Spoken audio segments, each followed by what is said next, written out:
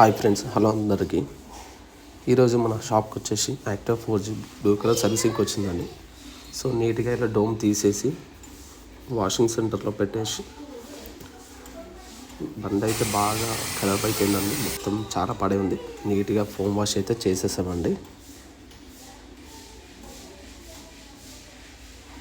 Foam wash చేసిన తర్వాత ఇలా షాప్ లోపలికి తీసుకొని ర్యాంప్ ఎక్కిచ్చేసి బండి నీట్గా ఆయిల్ తీసేసినామండి.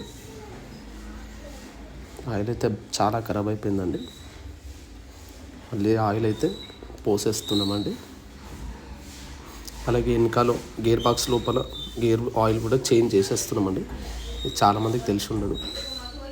తీసేసి మళ్ళీ గేర్ ఆయిల్ పోసేసామండి. తర్వాత బ్రేక్ షూస్ ఇప్పి బ్రేక్ షూస్ కూడా క్లీన్ చేసేస్తున్నామండి.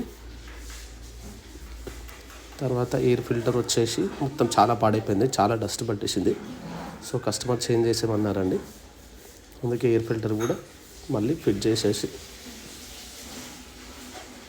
చేంజ్ చేసేస్తామండి. ఇంకోటి చిన్న ఫిల్టర్ ఉంది, దీన్ని చాలామంది బిస్కెట్ ఫిల్టర్ కానీ కూడా అంటారు.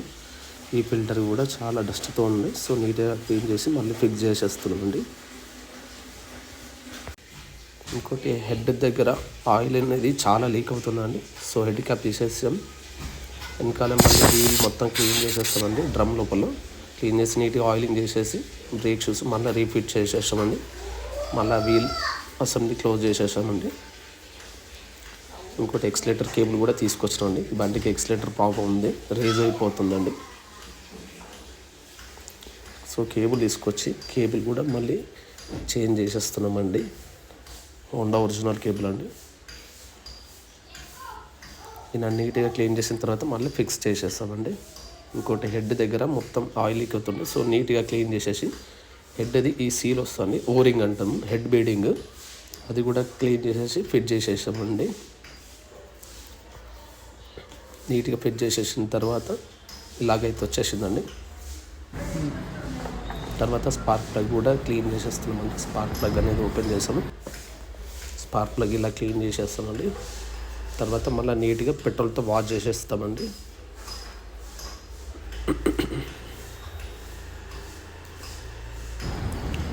ఇలా ఉందండి. తర్వాత మళ్ళీ పెట్రోల్తో క్లీన్ చేసేస్తామండి. తర్వాత మళ్ళీ ఫారక్ కూడా చాలా లూజ్ ఉందండి, గుంతలలో చాలా సౌండ్ వస్తుంది. సో ఫారక్ సెట్ చేసేస్తాం. తర్వాత మళ్ళీ డోమ్ రీఫిక్స్ చేసేస్తామండి. అంత అయిపోయిన తర్వాత బోల్ట్స్ అన్నీ నట్ బోల్ట్స్ టైట్ చేసేస్తామండి. లాస్ట్లో ఫైనల్లీ ఇలా వచ్చేసిందండి. అయిపోయిన తర్వాత కస్టమర్కి బైక్ డెలివరీ చేసేసాం.